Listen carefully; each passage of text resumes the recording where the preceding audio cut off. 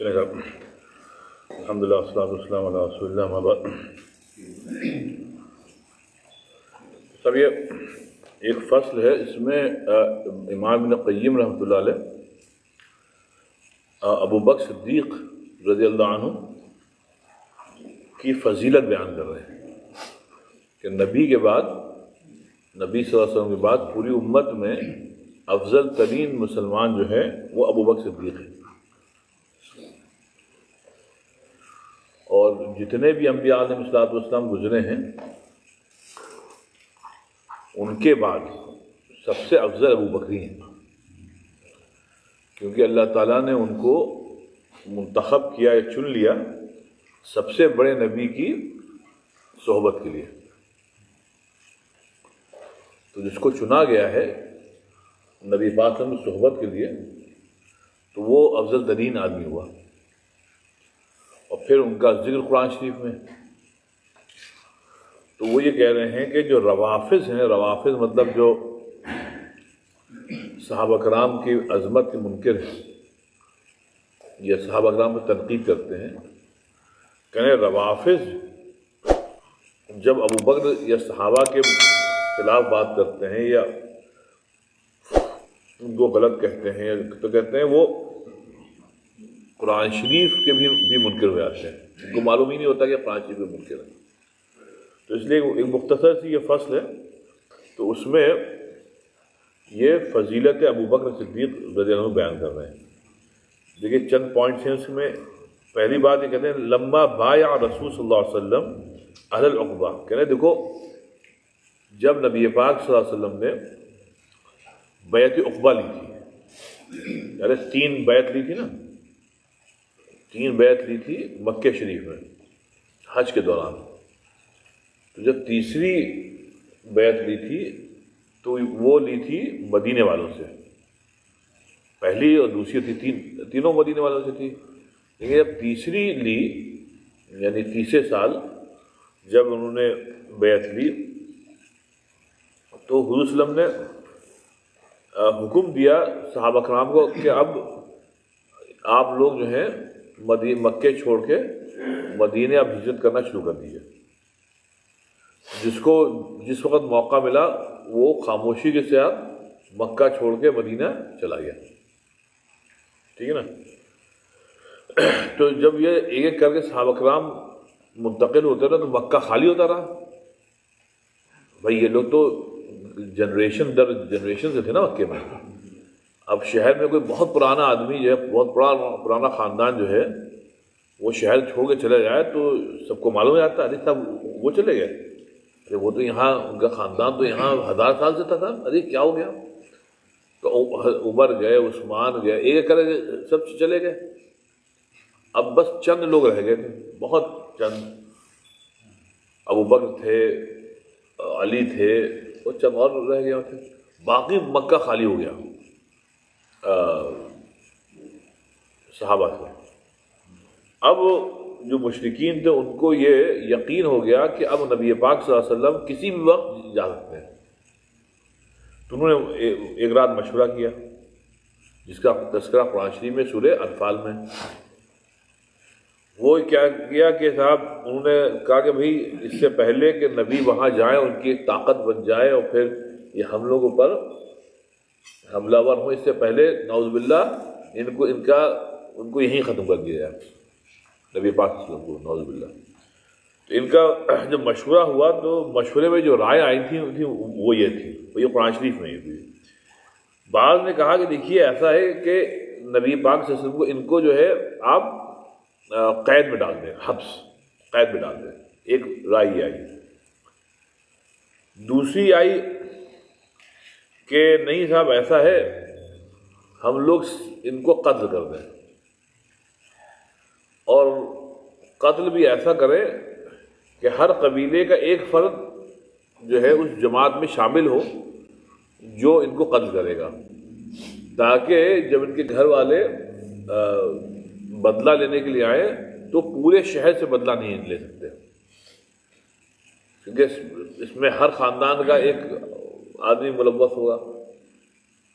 تو چلے ہم سب لوگ مل کر ان کا قتل کر دیں. تو یہ مشورہ طے ہوا، مشورے میں یہ طے ہوا، اور یہ کیا ہوا کہ سب جلدی کریے، کل ہی یہ کام کر دیا جائے۔ اب وہ ہوتا نا بعض مشرکین میں بڑی عجیب روایت ہوتی ہے، غلط کام کریں گے لیکن اس کے بھی اصول ہیں۔ ان کا اصول یہ تھا کہ کسی کو چھپ کر نہیں مارنا ہے، مارنا ہے تو دن کے اجالے میں مارنا ہے۔ رات کو مارنا کہتے تھے یہ لوگ بزدلی ہے، کہنا ہم لوگ بزدل مشہور ہو جائیں گے کہ دن کے اجالے میں تو لڑنے کی ہمت نہیں دی، تو دیکھیے یہ رات کے اندھیرے میں انہوں نے کام کر دیا تھی، یہ لوگ بزدل ہیں۔ تو یہ ہوا کہ صاحب اب ہم نے طے کر لیا کہ نبی پاک صلی اللہ علیہ وسلم کا قتل کرنا ہے، نعوذ باللہ، تو بس اب یہ بس صبح ہو اور فوراً قتل کر دیا جائے۔ تو یہ رات کو طے ہوا، اب چند گھنٹے تھے صبح میں، تو ابن قیم کہتے ہیں جاء البرید بالخیر، برید آ گئی، برید مطلب کہتے ہیں میل، لیکن یہ میل کہاں سے آئی؟ کہتے ہیں من السماء، آسمان سے آئی۔ اس میں کیا ہوا؟ تو نبی پاک صلی اللہ علیہ وسلم، اچھا اس میں میل میں یہ تھا کہ صاحب آپ ہجرت کر دیں فوراً، رات کو نبی پاک ہجرت کر دیں اور اپنے بستر پر آپ کسی کو سلا دیجیے۔ تو حضرت علی کرم اللہ وجہہ کو نبی پاک نے کہا آپ ہمارے بستر پر سو جائیے ہم سے، اور پھر صبح جو ہے اپنا سامان وامان لے کے آپ آ جائیے گا مدینہ، صبح یا مطلب چند روز کے بعد جب بھی ہے مطلب آپ آ جائیے گا مدینہ، آپ سو جائیے۔ اور پھر حضور صلی اللہ علیہ وسلم فوراً تشریف لے گئے حضرت ابوبکر کے گھر رات کو۔ تو جب رات کو گئے تو حضرت ابوبکر نے کہا کہ وہ سمجھ گئے کہ بھائی ایسے تو ان یوزول بات ہے رات کو آنا، تو انہوں نے حضرت ابوبکر نے 3 وہ اونٹ تیار رکھے تھے کہ کبھی بھی وقت چلنا پڑے گا تو وہ ہم تیار ہیں۔ تو جب نبی پاک صلی اللہ علیہ وسلم گئے تو نبی صلی اللہ علیہ وسلم کا الحجرہ، ابوبکر ہجرت کا وقت آ گیا، چلو۔ تو انہوں نے بس ایک سوال کیا، الصحبہ یا رسول اللہ، یا رسول اللہ کہ ہم کو اس سفر میں آپ کی صحبت کا شرف حاصل ہوگا؟ تو رسول اللہ صلی اللہ علیہ وسلم نے کہا ہاں بس۔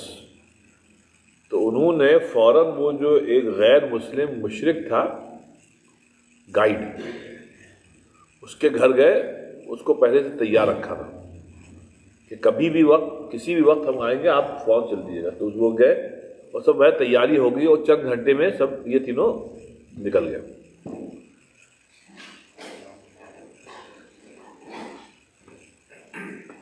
تو کہہ رہے ہیں کہ جب یہ لوگ جا رہے تھے تو حضور صلی اللہ علیہ وسلم تو پرسکون طور پر اونٹ پہ بیٹھے رات کے اندھیرے میں تشریف لیے جا رہے تھے، لیکن کہہ رہے ہیں کہ فلما فارقا بیوت مکہ، کہ جب مکہ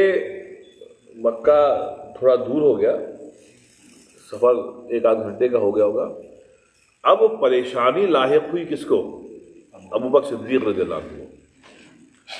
انہوں کو وہ چند چیزیں سوچنے لگے، کہنے لگے بھائی ہم لوگ کے پاس زیادہ سفر تو زیادہ ہے نہیں، 1-8 دن چلے گا اور سفر لمبا ہے، تو اور پھر یہ تھا کہ بھائی صبح ہوگی تو مشرکین کو معلوم ہوگا تو ہم لوگ کی تلاش میں ضرور آئیں گے، تو کیا کیا جائے؟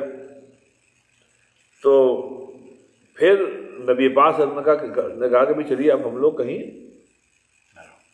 کہیں چھپ جاتے ہیں۔ تو یہ غار میں نبی پاک صلی اللہ علیہ وسلم تشریف لے گئے۔ تو کہتے ہیں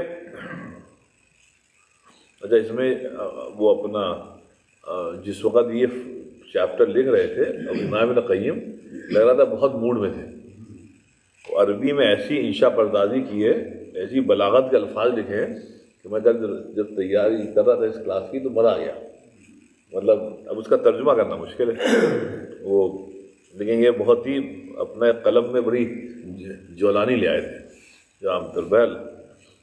تو خیر یہ روانہ ہونے سے پہلے جب جو ان کا وہ تھا نا، جب یہ نکلے ہیں اپنے گھر سے، حضور صلی اللہ علیہ وسلم نے، انہوں نے سب لوگ انتظار کر رہے تھے. ہاں وہ واقعہ بھی تھا. خاک یہ خاک ڈالتے ہوئے نکل گئے تھے جن لوگوں نے وہ وسلم کے گھر کو گھیرا ہوا تھا. تو وہ وسلم نے شاہت الوجوہ کہتے ہوئے وہ ان کے مطلب وہ لوگ دیکھ نہیں پائے وہ وسلم کو. یہ بھی معجزہ تھا کہ سب کے بیچ سے چلے گئے اور کوئی دیکھ نہیں پایا. یا یہ بھی بات ہے، یہ بھی معجزہ تھا نبی پاک صلی اللہ علیہ وسلم کا. بیان کرنے کے جب وہاں گئے، اب دیکھیے جو سب سے بڑی آیت ہے قرآن شریف میں وہ نازل کیسے ہوئی. سب سے بڑی آیت ابو بکر صدیق رضی اللہ عنہ کے شان میں جو نازل ہوئی ہے. تو بہر جب یہ غار میں گئے تو غار میں سب سے زیادہ جو پریشانی تھی وہ یہ تھی حضرت ابو بکر کو کہ غار چھوٹی ہے، بہت چھوٹی ہے، اور اس میں ابو بکر اور رسول اللہ صلی اللہ علیہ وسلم ہیں. اگر یہ لوگ دیکھتے ہوئے آ گئے، اگر تلاش کرتے ہوئے آ گئے، تو ذرا بھی اگر کسی نے جھک کے ایسی بھی دیکھنے کی کوشش کی کہ دیکھیں اس میں تو کوئی نہیں ہے، کہنے لگے ہم لوگ کے قدم ان کو نظر آ جائیں گے.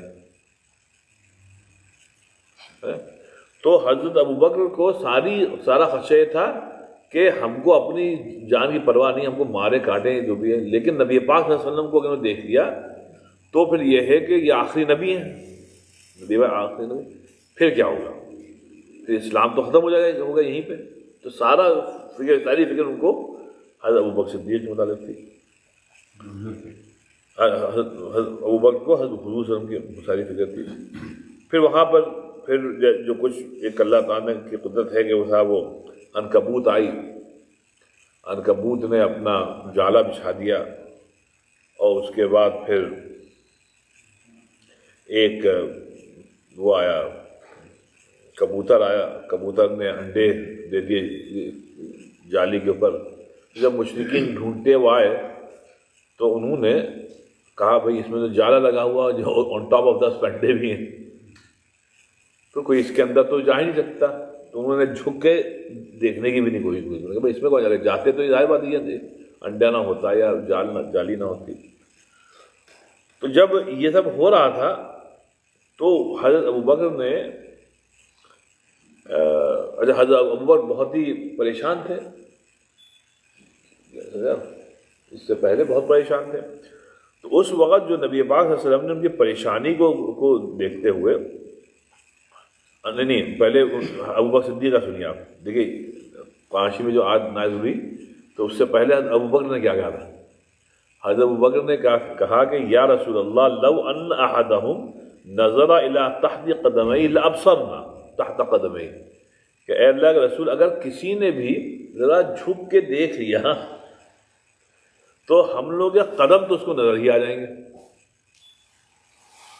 لابصرنا، یہاں پہ جو بات نبی پاک صلی اللہ علیہ وسلم نے حضرت ابو بکر سے فرمائی، یہ فرمائی فقال رسول اللہ صلی اللہ علیہ وسلم، رسول اللہ صلی اللہ علیہ وسلم نے فرمایا یا ابا بکر، اے ابو بکر، ما ظنک باثنین اللہ ثالثہما، کہ اے ابو بکر تمہارا کیا خیال ہے ان دونوں کے درمیان، ان دونوں صاحبوں کے درمیان جن کے ساتھ جو ہے اللہ تعالیٰ ہے، جن کے ساتھ تیسرا ہے، تیسرا مطلب اللہ ہے.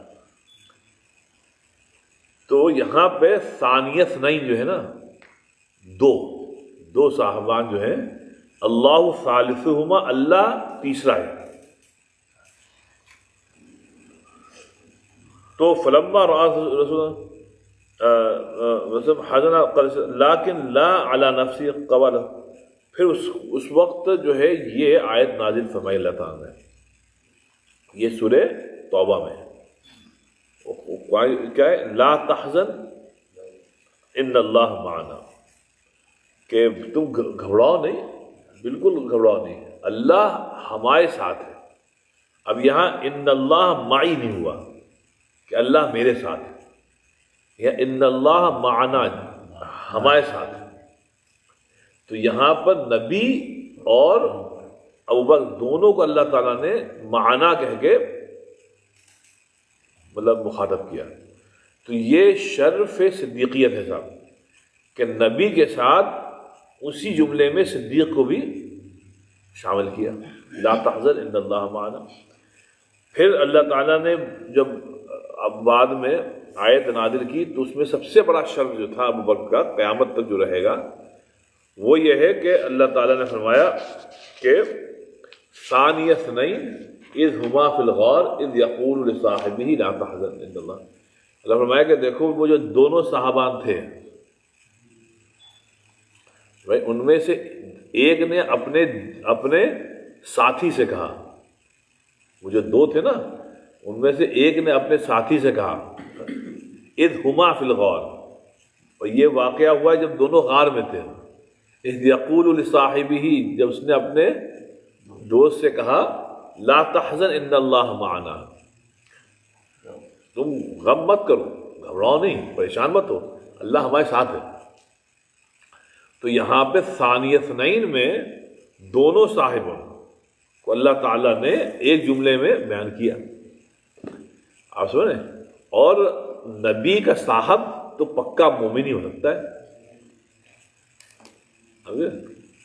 تو یہ جو شرف اللہ تعالیٰ نے حضرت ابوبکر صدیق رضی اللہ عنہ کو دیا، اس سے بڑا کوئی شرف نہیں تھا. ثانی اثنین اذ ہما فی الغار اذ یقول لصاحبہ لا تحزن ان اللہ معنا. تو یہ جو ہے آیت، یہ شرف صدیقیت کے لیے کافی ہے. اگر کوئی اور فضیلت نہ بھی ہوتی حضرت ابوبکر کی تو یہ فضیلت کافی تھی.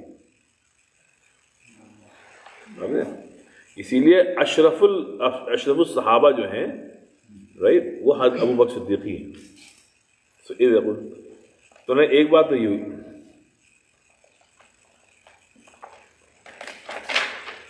ٹھیک ہے نا. اچھا،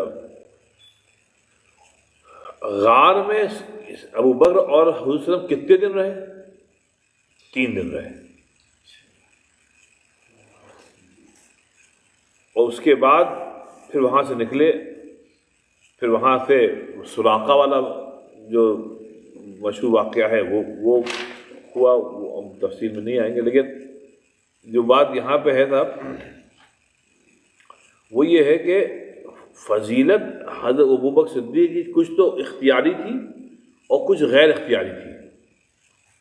وہ اختیاری تو یہ تھی کہ ایمان لائے، حضور صلی اللہ علیہ وسلم کی زندگی بھر خدمت کی، یہ تو اختیاری تھی. غیر اختیاری یہ تھی کہ صاحب جیسے نبی پاک صلی اللہ علیہ وسلم کی وفات واقع ہوئی تھی بالکل ویسی ہی وفات واقع ہوئی حضرت ابوبکر کی، بالکل کاربن کاپی. وہ کیا ہے کہ حضور صلی اللہ علیہ وسلم انتقال کے وقت عمر تھی 63 سال. حضور صلی اللہ علیہ وسلم کی عمر تھی 63 سال.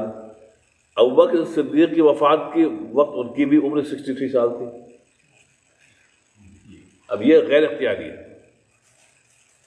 حضور صلی اللہ علیہ وسلم کا جب انتقال ہوا تو اس وقت حضور صلی اللہ علیہ وسلم نے حضرت عائشہ سے فرمایا کہ عائشہ یہ جو ہم کو زہر دیا گیا تھا خیبر میں یہودیوں نے، تو اس کا اثر اس وقت تو زائل کر دیا گیا تھا، لیکن اب وہ اثر ابھر آیا ہے. تو گویا نبی کا انتقال وہ زہر کے اثر سے ہوا، اور حضرت ابوبکر صدیق کا بھی جو انتقال ہوا وہ زہر کے اثر سے ہوا. ان کو بھی زہر دیا گیا تھا. وہ لمبی کہانی انہوں نے لکھی. اب یہ سب باتیں غیر اختیاری ہیں. اچھا، پھر ایک اور جو بہت بڑی فضیلت ہے وہ یہ ہے کہ حضور صلی اللہ علیہ وسلم کی وفات کے بعد حضرت ابوبکر پہلے خلیفہ منتخب ہوئے. اور اب آپ اس نقطے کو سوچئے کہ حضرت ابوبکر کو کہا گیا خلیفۃ رسول اللہ، رسول اللہ کا خلیفہ، رسول اللہ کا خلیفہ. اتنی بڑی گویا ان کو فضیلت دی گئی کہ نبی کا خلیفہ، خلیفۃ رسول اللہ. جب ان کا انتقال ہو گیا تو جو نیکسٹ خلیفہ ہوا حضرت عمر، ان کو خلیفۃ رسول اللہ نہیں کہا گیا، ان کو امیر المؤمنین کہا گیا. لیکن ابوبکر کو خلیفۃ رسول اللہ ہی کہا گیا. یہ فضیلت ہے حضرت ابوبکر صدیق رضی اللہ عنہ. پھر یہ فرماتے ہیں کہ یہ تو ہو گیا کہ دیکھیے حضرت ابوبکر جب سے مسلمان ہوئے تب سے انہوں نے جو دین کی خدمت کی پیسے سے، تو نبی پاک صلی اللہ علیہ وسلم نے ایک مرتبہ فرمایا کہ ان کا جو پیسے فرمایا کہ ما نفعنی مال ابی بکر، کہ کسی کے مال نے ہم کو اتنا فائدہ نہیں پہنچایا جتنا ابو بکر کے مال نے پہنچایا. انفاق فی سبیل اللہ، اسلام کو کسی کے مال نے نہیں فرمایا. اسی پر صاحب اللہ تعالیٰ نے قرآن شریف میں سورہ واللیل کی جو مشہور آیت ہے وہ وَسَيُجَنَّبُهَا الْأَتْقَى الَّذِي يُؤْتِي مَالَهُ يَتَزَكَّى. یہ حضرت ابوبکر صدیق کی شان میں نازل ہوئی تھی کہ جن میں تقوی ہے وہ جہنم کی آگ سے محفوظ رہیں گے. اور یہ اتقا، اور یہ وہ شخص ہے جس نے مال کو خرچ کیا، الذی یؤتی مالہ، جس نے اپنے مال کو خرچ کیا یتزکا، صرف اس نیت سے کہ اللہ تعالیٰ ہم کو معاف کر دے. اللہ تعالیٰ ہم کو کلینس کر دے، مطلب معاف. تو یہ جو ہے حضرت ابوبکر صدیق کی شان میں نازل ہوئی تھی. وَسَيُجَنَّبُهَا الْأَتْقَى، اتقا مطلب جو جس میں تقوی ہے، سب سے زیادہ تقوی ہے. الذی یؤتی، یہ وہ شخص ہے جو اپنا مال اس نے خرچ کیا یتزکا، صرف اس نیت سے کہ اللہ تعالیٰ ہم کو معاف کر دے. اچھا، تو یہ قرآن شریف میں سورہ واللیل میں. اب آپ یہ دیکھیے، چلیے اخبار میں انشاءاللہ ملاقات ہوئی. اچھا اب دیکھیے آپ کہ ایک اور ان کی فضیلت ہے صاحب، وہ یہ فرمایا کہ جو عشرے مبشرہ ہیں 10 صحابہ، رائٹ، ان میں تو حضرت ابوبکر کا نام سر فہرست ہے، لیکن وہ کہنے تھا خیال آپ لوگ فرمائیے کہ ان 10 صحابہ کا جن کا نام لے کے جنت کی بشارت دی گئی، عشرہ مبشرہ، ان میں سے کتنے ہیں جو مسلمان جب ہوئے تھے تو پوری حضرت ابوبکر کی کوشش سے ہوئے تھے. وہ سب ابوبکر کی کوششوں سے مسلمان ہوئے تھے. عشرہ مبشرہ والے صحابہ اس میں کون ہیں؟ ان کے پرانے دوست حضرت عثمان رضی اللہ عنہ، پرانے تھے بھائی، بچپنے کے اسلام دعا تھی ان لوگوں میں خوب مکے میں، وہ انہی کی تگودوں سے مسلمان ہوئے حضرت عثمان. پھر طلحہ ان کی تگودوں سے مسلمان ہوئے، زبیر، عبد الرحمن ابن عوف، سعد ابن ابی وقاص،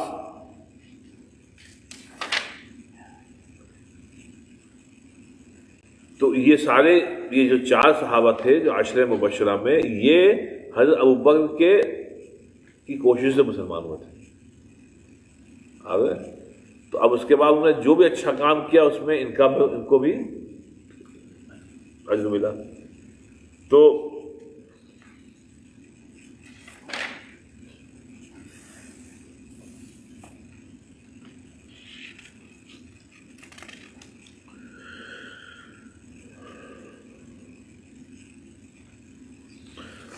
اب یہ فرماتے ہیں کہ حب صدیق، اب آپ سنیے، حب صدیق جو ہے ابوبکر صدیق رضی اللہ عنہ سے محبت کرنا، ان کی عظمت کا اعتراف کرنا، یہ اہل سنت کا گویا ایک اہم عقیدہ ہے. روافض ان کو کہتے ہیں جو اس کے منکر ہیں، جو یہ کہتے ہیں نہیں ابوبکر جو ہے وہ کیا نام ہے افضل ترین صحابی نہیں تھے. وہ رفضہ انکار رفضہ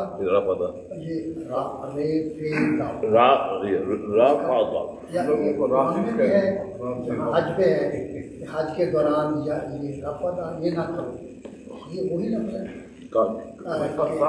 قرآن یعنی حج کے دوران یہ کام نہ کرو، جدال نہیں کرو، اور الحج فلا نہیں، وہ رفث ہے، رفث فلا رفث، وہ تو ہے کوئی بھی ہاں کوئی بھی گناہ کا کام نہ کرو.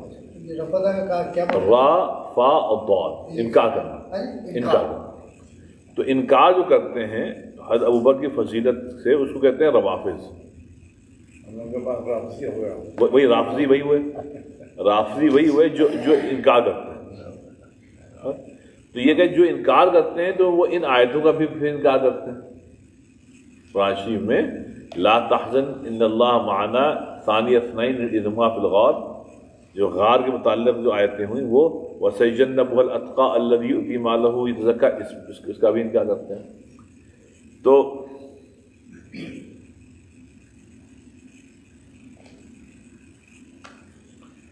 حافظہ ایک ان کا کام یہ تھا، جب حضور صلی اللہ علیہ وسلم کا انتقال ہوا تھا اس وقت جو تھے مسلمان بہت وہ ہو گئے تھے، مطلب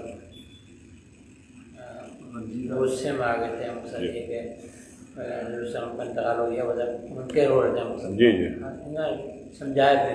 جی وہ سب سے اہم کام تھا. جی ہاں صحیح کہہ رہے ہیں. نہیں تو اس میں نا سبھی مسلمان جی ختم ہو گئے، وہ سب سے اہم کام. ہاں شاہد بھائی فرمائے کہ جب حضور صلی اللہ علیہ وسلم کا انتقال ہوا اس وقت تمام صحابہ پریشان تھے، بعض تو بالکل ہی آؤٹ تھے بالکل. اس وقت سب کو سنبھالنے کا جو کریڈٹ جاتا ہے وہ بھی ابوبکر کو جاتا ہے. جی ہاں سب سے بڑا. اگر وہ امت کو نہ سنبھالتے اس وقت تو وہ مطلب یہ تو پھر ان کی جو فضیلتیں ہیں وہ بہت ہیں.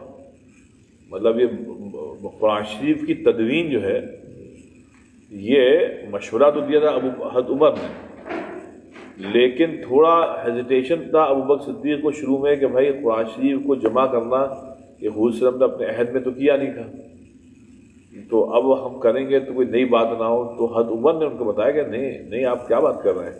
وہ حضور صلی اللہ علیہ وسلم نے چونکہ آیتیں نازل ہو رہی تھی مسلسل، اب تو وہی ختم ہو گئی قرآن شریف، اب آپ کو کرنا پڑے گا. پھر انہوں نے اس کا حکم دیا. تو یہ کریڈٹ بھی حضرت ابوبکر صدیقی کو جاتا ہے کہ تدوین قرآن کا. رائٹ، تو بڑی فضیلت ہے ان کی. اسی لیے جی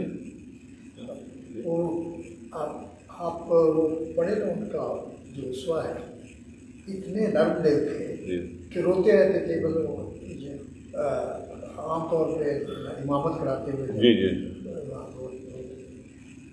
لب جب وہ بنے ہیں ایک دم، ایک وہ نحیف سے تھے جو جسم کا تکڑا مطلب وہ بہت بڑے تھے، لیکن جب وہ خلیفہ بنے تو اللہ تعالیٰ نے ان کے اندر ایک ایسی سختی پیدا کی کہ 2 سال کے اندر جو ارتداد کا جو سارا بھارت جو ہے مرتد ہو گیا، اس سب کو بڑی سختی سے واپس 2 سال کے اندر اسلام دوبارہ واپس کر دیا. یہ اتنی بڑی چیز ہے، وہ بالکل. تو ساری فضیلتیں جو حضرت ابوبکر کی ہیں، تو اس لیے یہ جو آپ ناصر بھائی بیان کر رہے ہیں تو اس کا ایک جملہ ہے حضرت ابوبکر کا، ردۃ ولا ابا بکر لہا. ردۃ مطلب لوگ مرتد ہو رہے ہیں، ولا ابا بکر لہا، اور حضرت ابوبکر کچھ نہیں کرے گا، ایسا تو ممکن نہیں ہے. تو انہوں نے جو ارتداد تھا اس کے خلاف کھڑے ہوئے، اور جو جھوٹے نبی تھے یہ مسلمہ کذاب، پر ان کے سے پھر انہوں نے ان کی خبر لی. تو یہ تو سب حضرت ابوبکر صدیق کی جو فضیلتیں ہیں صاحب وہ سراخوں پہ. اب یہ کہہ رہے ہیں کہ ابن قیم کہہ رہے ہیں دیکھو جب ایسی بات ہے نا تو یہ جو روافض ہے نا رائٹ، ان کی صحبت سے ذات تم بچا کرو. سمجھے آپ؟ تو کہتے ہیں اجتنب من یعادی اہل الکتاب والسنہ لئلا یعدیک خسران. کہہ رہے ہیں کہ یہ جو لوگ ہیں جو اہل سنہ و جماعت میں نہیں ہیں، تو ان کے ساتھ اگر تم صبح شام اٹھو گے بیٹھو گے تو یہ صحیح بات نہیں ہے. شاید ایسا نہ ہو کہ تمہارا عقیدہ جو ہے وہ کمزور پڑ جائے. آگے اس لیے صاحب یہ فضیلت صدیقیت جو ہے یہ ہمارے ایمان کا جز ہے. قرآن شریف میں ان کے شان میں جو آیتیں نازل ہوئی ہیں صاحب وہ ہے کہ نبی پاک صلی اللہ علیہ وسلم نے خود ان کے شان میں جو کچھ باتیں فہم ہوئی ہیں، پھر سب نے مل کے ان کو خلیفہ چنا بغیر کسی مزاحمت کے، تو خلیفۃ رسول اللہ ہوئے. تو ابوبکر صدیق سے زیادہ افضل ترین تو کوئی نہیں. تو اس کا اعتراف کرنا، اس پہ یقین رکھنا تھا. یہ تو ہمارا ایمان کا جزء ہے. قرآن شریف میں تو بات ہی ختم ہو گئی. آپ سنیں اللہ بچہ کوئی اس کا منکر ہو جائے تو صاحب یہ تو اللہ بچہ شیعہ حضرات کا علم ہو گئے تھے جی. وہ تو ان کی ایمان ہی کے منکر ہیں. وہ تو ایمان کے منکر ہیں. افضل اور غیر افضل کا مطلب کیا؟ وہ تو ایمان ہی کے منکر ہیں. تو یہ تو بڑی خباثت کی بات ہے. بڑی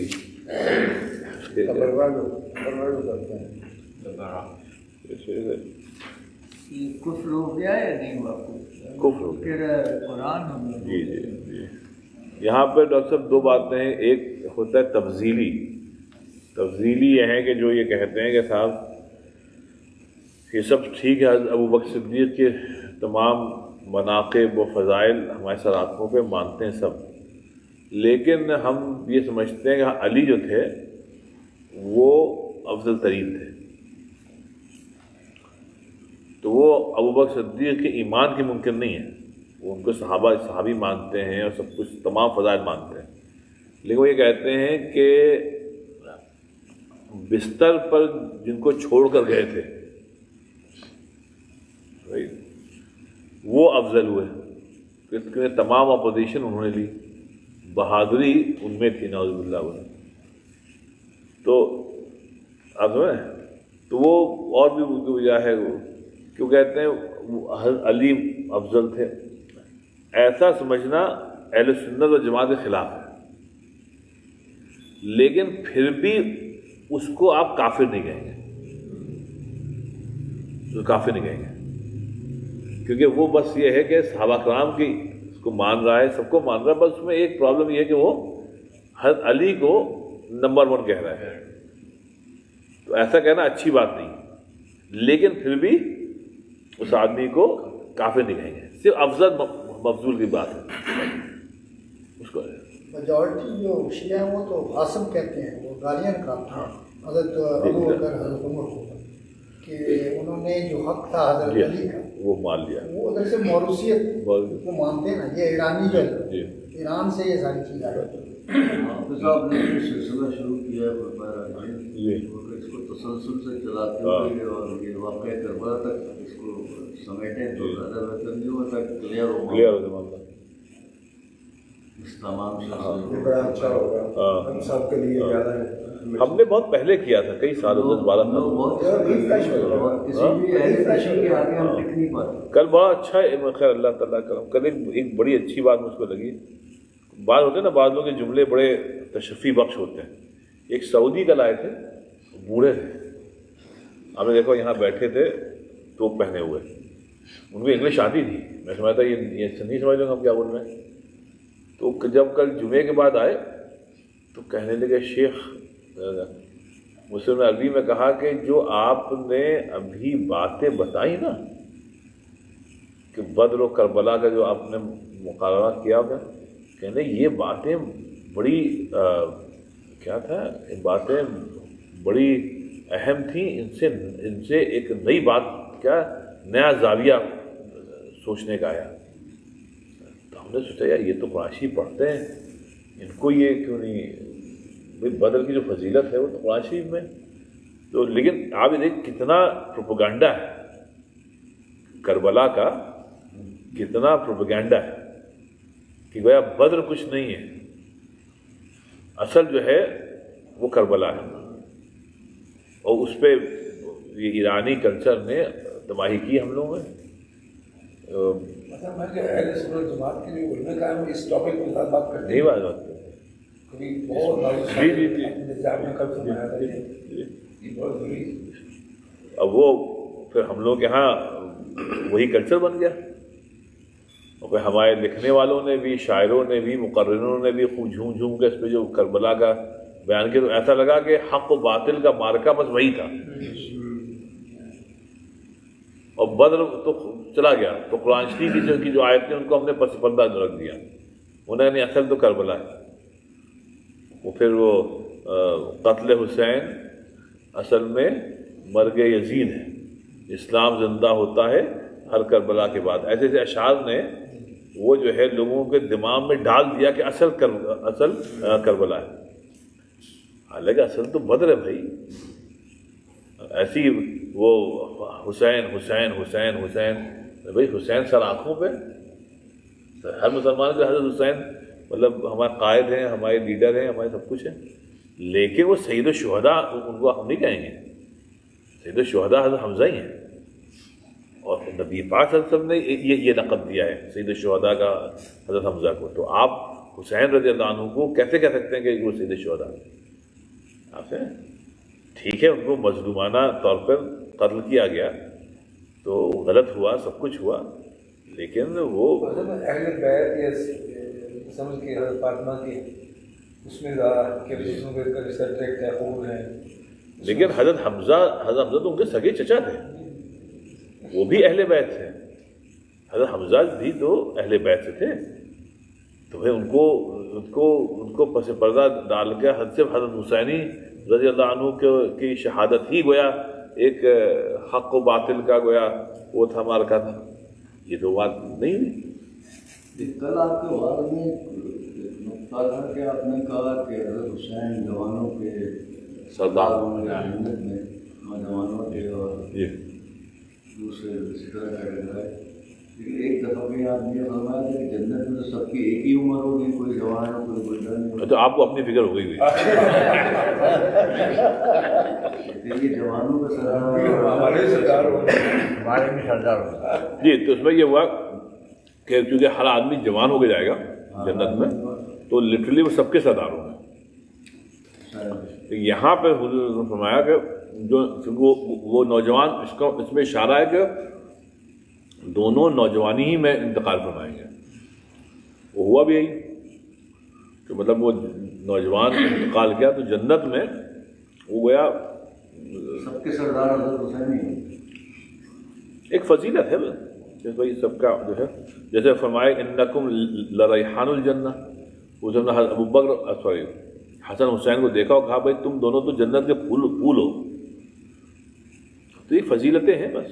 تو یہ ہے کہ انشاءاللہ تو بہرحال یہ دو مطلب فضیلت ابو بکر جو ہے یہ صاحب ایمان کا جز ہے اور قرآن کا جز ہے. تو اس سے کسی بھی قسم کی کوئی مطلب ذرا رتی برابر بھی گویا انحراف نہیں ہونا چاہیے اس سے. حضرت علی نے اپنے وقت کے وقت جب ان کو خلیفہ اول بنایا جا رہا تھا ان کا بھی اعتراض کسی نے نہیں تھا. اسی طرح عمر ہوئے، اس کے بعد عثمان غنی ہوئے، جی جی جی تینوں کے وقت کسی نے کبھی کہیں ذکر نہیں ہے اعتراض کیا. زندگی رام سے بات کا ان کا تو زیادہ وہ کرنا چاہیے شفاعت اللہ سے دیتی اور دیکھیے جو صدیقی ہوتے ہیں وہ بڑے جنرس ہوتے ہیں. اب دیکھیں قرآن شریف میں جتنے صدیقی جو اصل ہیں یہ بات کیا مطلب یہ نہیں، ہم نہیں کہتے ہم نہیں کہہ رہے. نقلی ہے.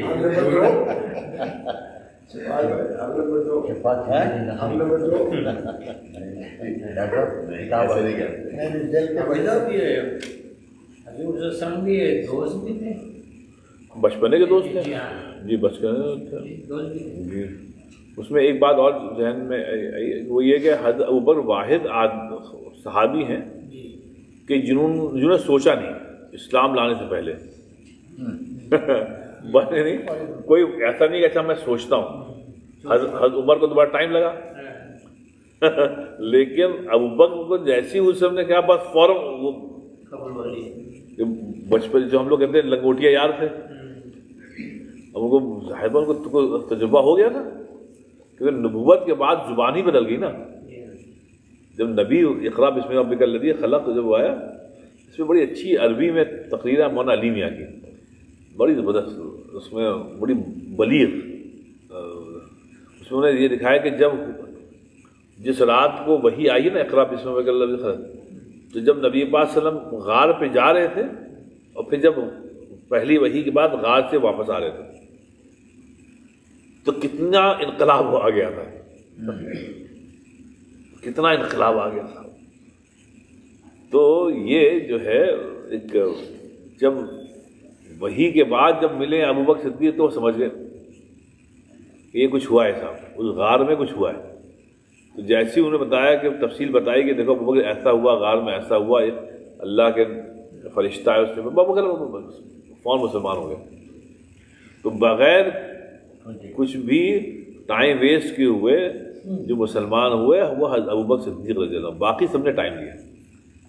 اسراء و معراج کا بھی کوئی جی ایسا وہ بھی ایسی ہے. اسی لیے صدیق کا لقب بھی خود ہم نے دیا نا، سچا، بہت سچا آدمی. صدیق بہت سچا آدمی.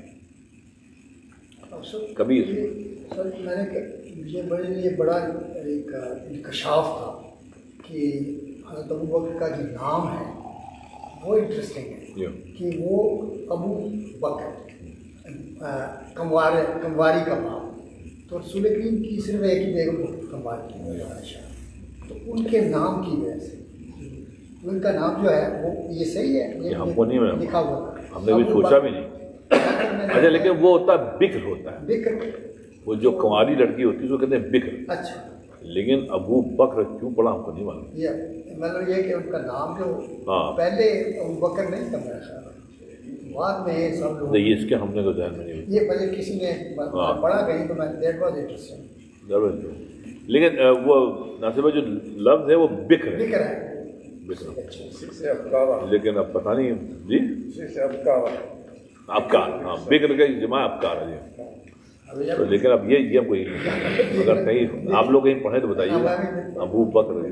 بھیا کچھ کربلا کے ہم موجود ہیں، اس طرح سے کچھ بتائیں تسلسل سے ہو تو زیادہ اچھا ہے. یاد تازہ ہو جائے گی ہماری بھی تھوڑی آج کے مناسبت سے. کربلا تو لمبا ہے سر، نہیں مختصر سر، بس مختصر تھا. 2-4 جملے میں دیکھ لیجیے کہ جو کوفے والے تھے وہ بڑے فتنہ پرور تھے. جی انہوں نے ہی حضرت عثمان کی بھی شہادت کرائی تھی، مطلب سارا ان کی طرف. اور یہ مسئلہ جو فتنہ شروع ہوا تھا حضرت عثمان کی خلافتی سے شروع ہوا تھا، حضرت عثمان کی شہادت سے ہوا تھا کہ یہ لوگ آئے تھے اور انہوں نے ہی حملہ کیا، انہوں نے ہی حضرت عثمان کے گھر کو گھیرا اور پھر انہوں نے ہی حضرت عثمان رضی اللہ عنہ کو شہید کیا. انہیں کو خارجی کہا جاتا ہے، خوارج بھی. تو یہ سارا مسئلہ یہ اہل کوفہ کا تھا. اب ہوا یہ کہ حضرت علی جب خلیفہ بنے تو اتنا فتنہ و فساد تھا اس وقت کہ انہوں نے کہا بھائی ہم ان لوگوں سے بدلہ لیں گے لیکن ذرا ہم حالات کو قابو میں کر لیں. بس چند سال ان کی خلافت رہی علی کے لیے پروفیشن کی.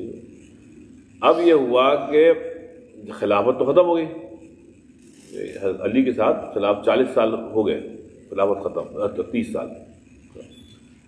اب جو دور آیا تو اس میں بس یہ تھا کہ بھائی اب یہ جو کوفے والے تھے انہوں نے اپنی روش بدلی اور آ کر پھر یہ کہا کہ نہیں ہم لوگ اب بیعت کرنا چاہتے ہیں اور بیعت بھی کرنے چاہتے ہیں اہل بیت کی طرف. تو حضرت حسن حسین کو چاہتے تھے کہ یہ دونوں تشریف لے آئیں کوفہ، ان کے ہاتھ پہ اہل کوفہ بیعت کر لیں. تو حضرت حسن جو تھے وہ تاڑ گئے،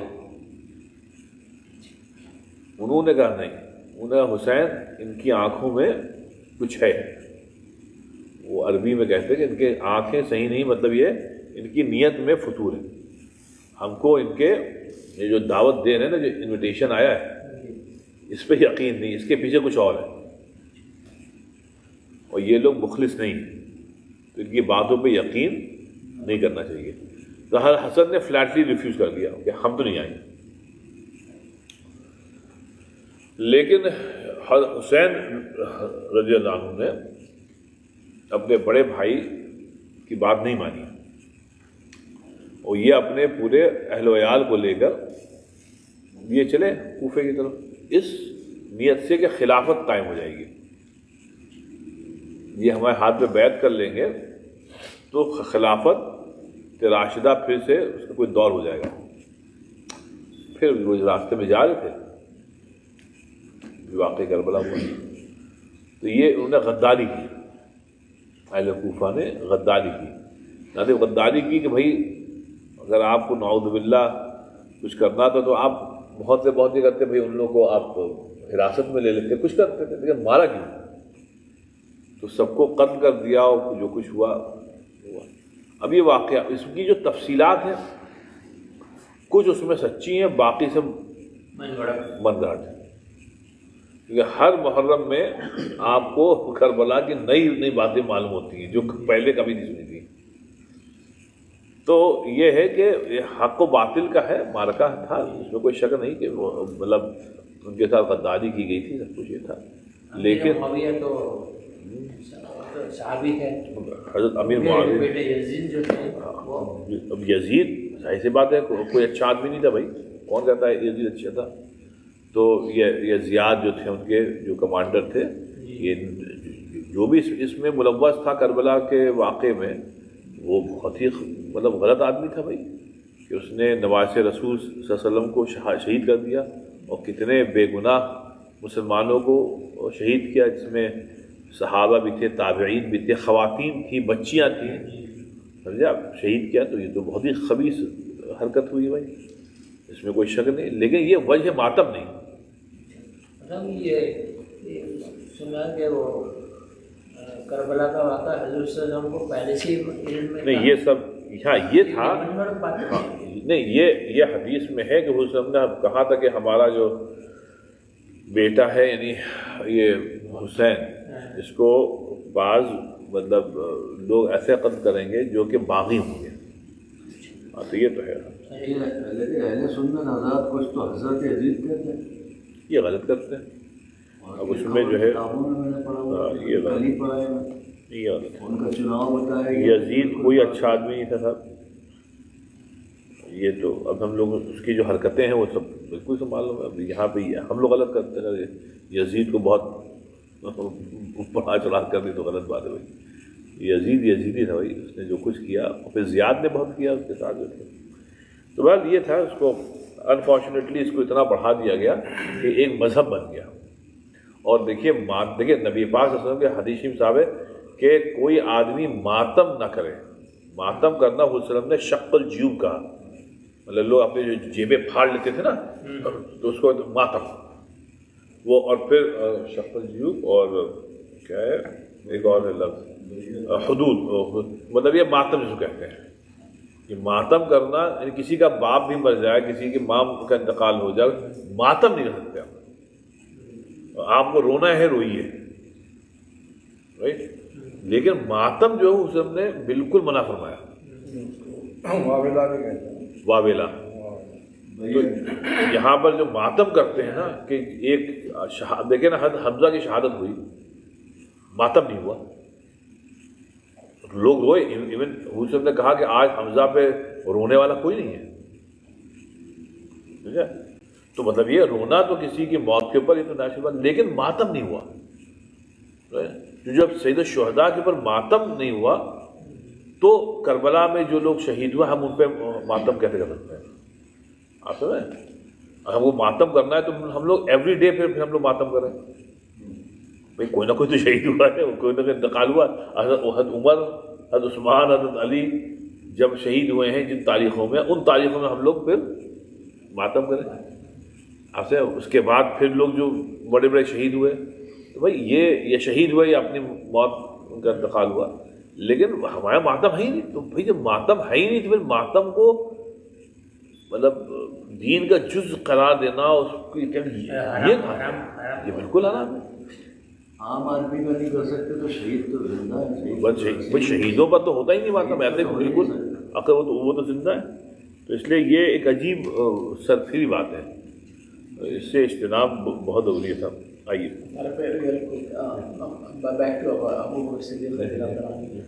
ان کی ایک بہت بڑی وہ ایکسپرٹیز تھی جینیالوجی،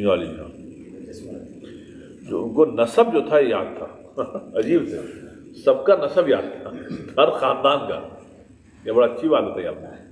تو جب حضور صلی اللہ علیہ وسلم مکہ شریف میں تشریف رکھتے تھے تو جب دین کی دعوت کے لیے کہیں تشریف لے آتے تھے، خاص کر حج کے دوران، تو تمام قبیلے آتے تھے پورے عرب سے حج میں، تو اس وہ بہترین وقت تھا کہ سب کو دین کی دعوت دی جائے، سب اکٹھا ہو گئے، خود ہی اکٹھا ہو گئے، انسٹیڈ آف گوئنگ دیر لوگ اکٹھا ہو گئے یہاں.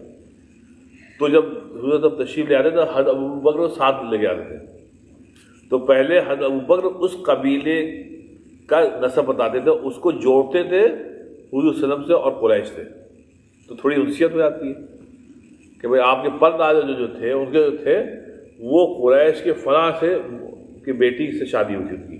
ارے اچھا، تو وہ ایک انسیت ہو جاتی تھی کہ یہ انہی کے پر ہوتے ہیں محمد صلی اللہ علیہ وسلم. اب آپ ان کی بات سنیے، تو عربوں میں ایسی بھی نسب کی بڑی اہمیت، ہاں، تو وہ اور انسیت تو پھر وہ سنتے تھے. تو یہ بھی ان کا ایک امتیاز تھا، سب کا نسب معلوم رکھنا.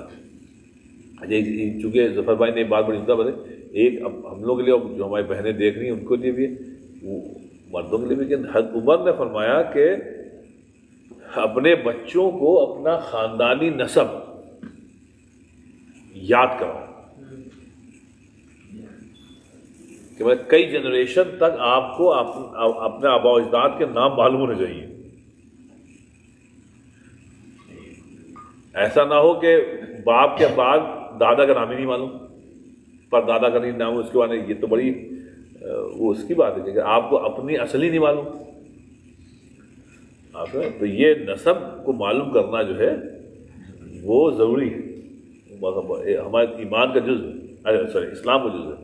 حضرت عمر نے باقاعدہ اس کا حکم جاری فرمایا تھا. اب آپ صدیقی ہیں تو اپنا نسب پورا، آپ فاروقی ہیں یا جو بھی ہیں، یا آپ کے خاندان نیو مسلم تھا یا کہیں بھی تھا، تو بھئی اپنا سلسلہ معلوم ہونا چاہیے کہ ہم کہاں سے ہیں. آج کل ضروری سمجھتے نہیں کہ نسب معلوم ہو یا کہاں سے آئے. کہ اب سنگل مدر ہو گئی ہے نا، اس لیے نہیں اب مال کو نسب سنگل مدر. ہاں اس لیے تو آگے زندگی ایسی ہے کٹی پتہ ہے. ایک کیا ہے وہ ایک ضبط غم ہے کہ سہے جا رہے ہیں ہم، اور اسے زندگی بھی کہے جا رہے ہیں ہم. تو یہ جو ہے یہ زندگی ہم کہتے ہیں، لیکن آپ کہہ رہے ہیں جی میرا بھی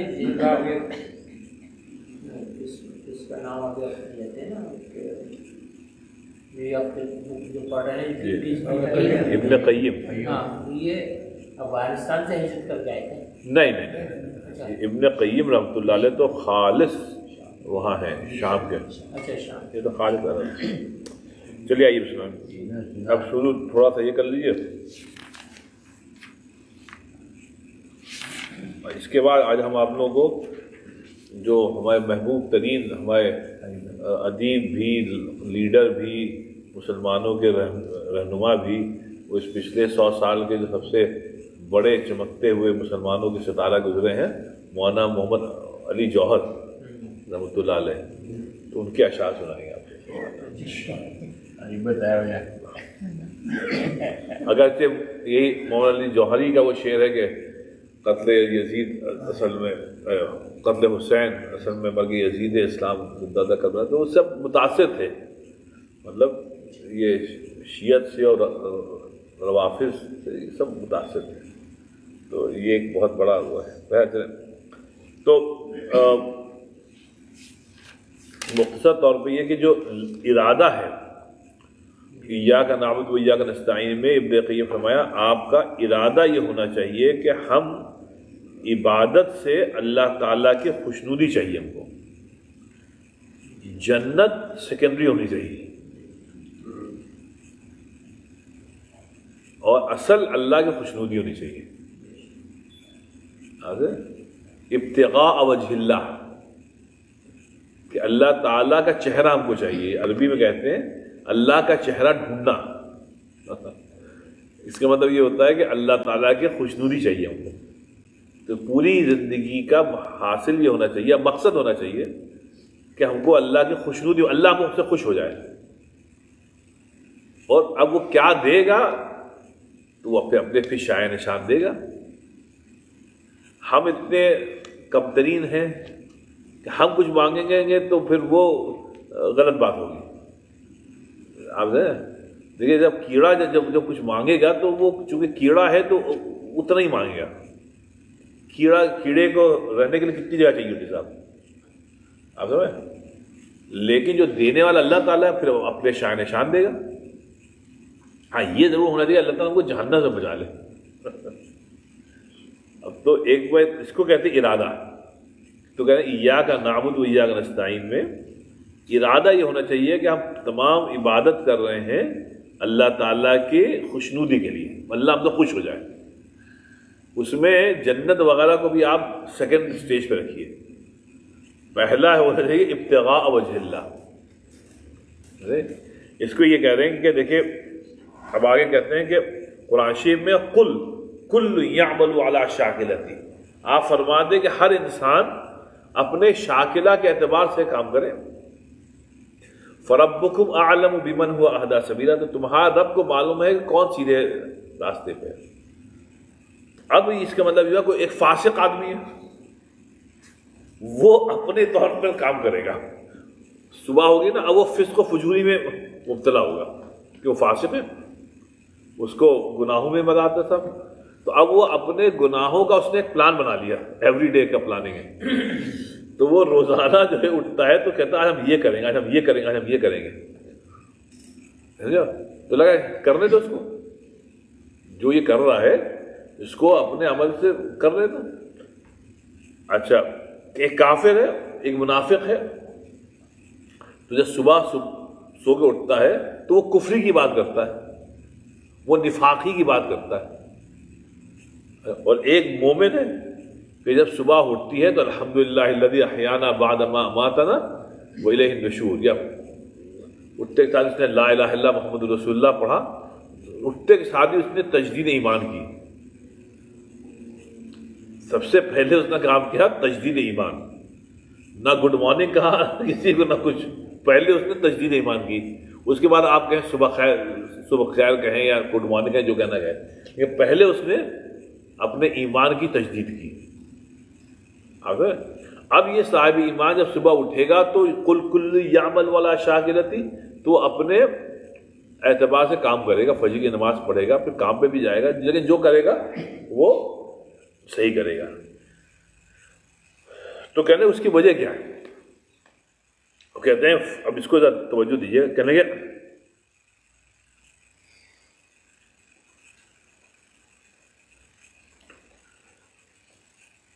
دیکھیے ایک چیز ہے, اس سے پہلے کہ ایک جملہ انہوں نے بیچ میں لکھا ابن قیم نے,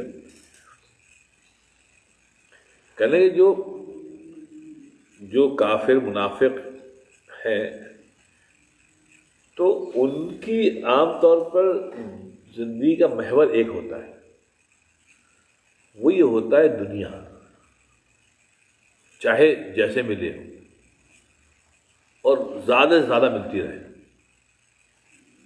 تو جو لوگ دنیا کی محبت میں دنیا حاصل کرتے ہیں تو اس کو کہا گیا ہے قرآن حدیث میں, ایسا حدیث میں خاص کر ایسا ہے کہ جیسے کوئی جانور جو ہے وہ مر گیا تھا, 2-3 روز پہلے مرا تھا, اب وہ بیچارہ مر گیا, اس کے جسم سے کیا نکلے گا, بدبو, کہ 2-3 دن پہلے مر گیا. اب سڑک کے کنارے پڑا ہوا ہے, اس کو کہتے ہیں جیفا. جیفا جیسے کوئی غیبت کرتا ہے نا, تو نبی پاک صلی اللہ علیہ وسلم فرمایا یہ ہے کہ جیسے جیفا کھا رہا ہے, مردہ گوشت کھا رہا ہے جو سڑا ہوا ہے. تو دنیا کی محبت کے ساتھ جب آدمی دنیا کے اوپر گرتا ہے تو اس کو فرماتے ہیں کہ ایسا ہی ہے کہ جیسے وہ جیفا کھا رہا ہے. تو کہتے ہیں جس کو جیفا سے محبت ہے تو وہ صبح جب اٹھے گا نا تو وہ جیفا کے حصولی میں لگا رہے گا. تو اب وہ کام کرے گا جو اس کے مقصد کے حصول میں معاون ہے, اس کے ذہن میں یہی کہ بس یہی ہے. اور جس نے آخرت کو اپنا مطمع نظر بنایا ہوا ہے اور دنیا کو حاصل کر رہا ہے لیکن محبت کے بغیر. یعنی آپ کا بزنس آپ نے جا کے دکان کھولی لیکن دنیا سے محبت نہیں, آپ کام کر رہے ہیں کیونکہ آپ کو کام کرنا ہے, اللہ کا حکم ہے. تو آپ بزنس کر رہے ہیں, جاب کر رہے ہیں, لیکن وہ اس لیے کر رہے ہیں کہ آپ کو کرنا ہے, اللہ کا حکم ہے. محبت نہیں ہے, محبت آپ کو اللہ رسول سے.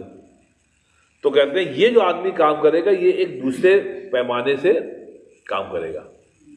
آگے تو کام وہی ہے بھائی. دیکھیں ایک دو دکانیں, ایک آپ کی دکان ہے اور ایک دنیا سے محبت رکھنے والی کی دکانیں, قریب قریب دکانیں ہیں لیکن زمین آسمان کا فرق ہے.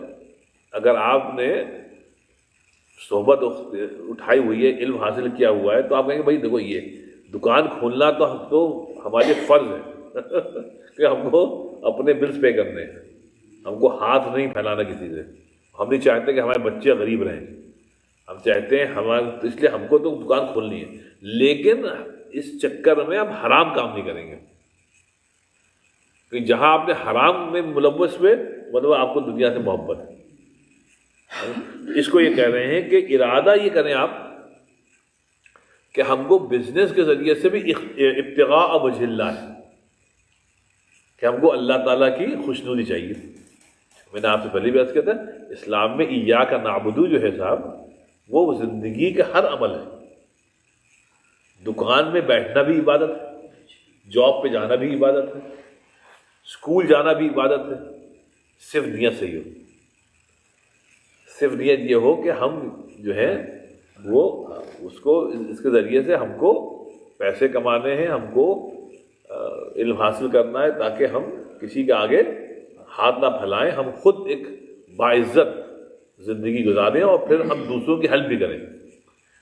جب میرے پاس پیسہ ہوگا تو ہم دوسری کی ہیلپ کرتے, یہ عبادت ہوگی. آپ بات ہے نا, یہ عبادت ہوگی. تو ہم لوگ جس کو کہہ رہے ہیں ابھی ہم لوگ ٹیلیسکوپ کی بات کرتے ہیں, جو گیا ہے Webb telescope, James Webb telescope, right. اس میں ابھی میں نے پڑھا کہ الحمدللہ ایک مسلمان خاتون بھی سائنٹسٹ ہے, ان کا بھی ماشاءاللہ اس میں حصہ ہے. تو بڑی خوشی ہوئی, بڑی خوشی ہوئی. لیکن یہ خالص اگر اس میں نیت صحیح ہے تو یہ اس سے بڑی عبادت کیا ہوگی صاحب, کہ اللہ تعالیٰ کی مخلوق فلک, کل فی فلک یسبحون, فلک میں جو کچھ ہے وہ دنیا سے آج تک چھپا ہوا تھا. اب اللہ تعالیٰ کی مخلوق تک مطلب آپ انسانوں کو پہنچا رہے ہیں, دکھا رہے ہیں, تعارف کرا رہے ہیں. تو اس سے بڑی عبادت کیا ہوگی؟ بس یہ کرنے والے کے نیت صحیح ہو جائے گی. اس لیے ہم آپ یا ہمارے بچے اور پھر آنے والی جنریشن اگر علم کو یوں دیکھ لے کہ یہ ہم پر فرض ہے بھائی, یہ صرف اختیاری اللہ نے کہا ہے کہ ان فی ذلک لآیات لقوم یتفکرون ویتفکرون فی خلق السماوات والارض, کہ بھائی تم لوگ ڈسکور کرو جو کچھ ہم نے بنایا ہے. تو انفارچونیٹلی یہ ہم لوگوں نے چھوڑ دیا کافروں کے لیے کہ یہ لوگ ڈسکور کریں گے. اب ایک جملہ ہم کبھی نہیں بھولیں گے. ہم کالج میں پڑھتے تھے, کالج سے نئے آئے تھے ادھر ندوے میں نئے آئے تھے. تو ایک دیکھیے ہمارے بعض لوگ بیچارے جو کم علم ہیں ان کو وہ مقرر وغیرہ بن جاتے ہیں, بہت خراب بات کر دیتے ہیں کبھی لوگ. تو وہ ایک خیر آئے ہوئے تھے لوگ, ان میں ایک نے کہا کہ دیکھیے صاحب ہم امریکہ گئے تھے دین کے کام کے لیے, اور دیکھیے یہاں سے وہاں تک امریکہ پہنچ گیا ہم 18-20 گھنٹے میں. آپ لوگ دیکھیے کہ پلین کس نے بنایا؟ کافروں نے. اور سفر کون کر رہے؟ ہم لوگ دین کی خاطر سفر کر رہے ہیں اس پہ.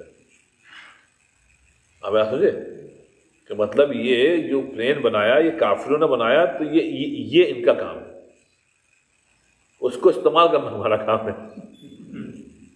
اس پہ فخر کر رہے ہیں.